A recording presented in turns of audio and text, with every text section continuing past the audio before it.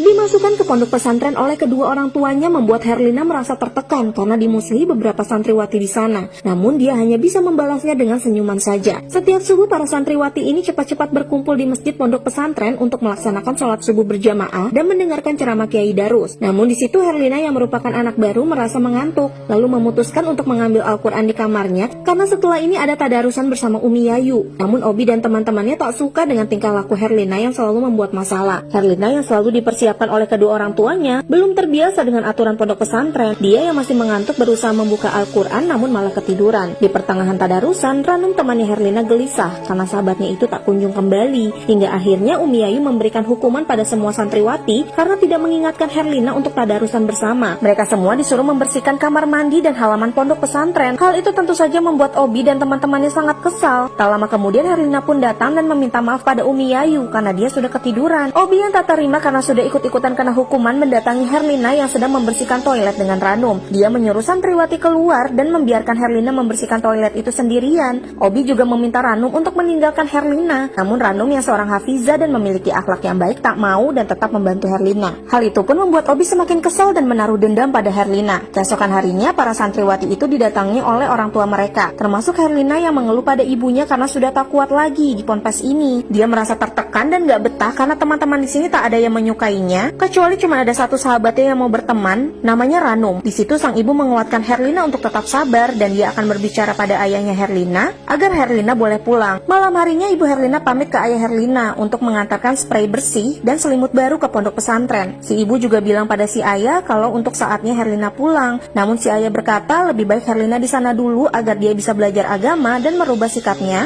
agar lebih baik lagi. Namun ternyata malam itu menjadi malam petaka bagi Herlina. Herlina yang sedang di kamar diajak Ranum untuk tadarusan di masjid. Herlina pun kebetulan mau, tak seperti biasanya. Namun karena belum siap-siap, Ranum memutuskan untuk ke masjid duluan. Herlina pun bersiap-siap. Dia mengambil kerudungnya dari dalam lemari dan berniat untuk mensetrikanya dulu. Baru setelah itu dia akan menyusul Ranum. Tapi tiba-tiba Obi bersama gengnya datang dan masuk ke kamarnya Herlina lalu melabraknya dengan sangat sinis. Herlina panik dan tak bisa berkutik. Malam itu Herlina benar-benar ketakutan karena tak ada satupun orang yang menolongnya. Obi dan Dila terus memakinya dan mengancam Herlina. Herlina tak pernah berpikir kalau keputusan kedua orang tuanya untuk memasukkannya ke dalam pondok pesantren itu ternyata salah besar.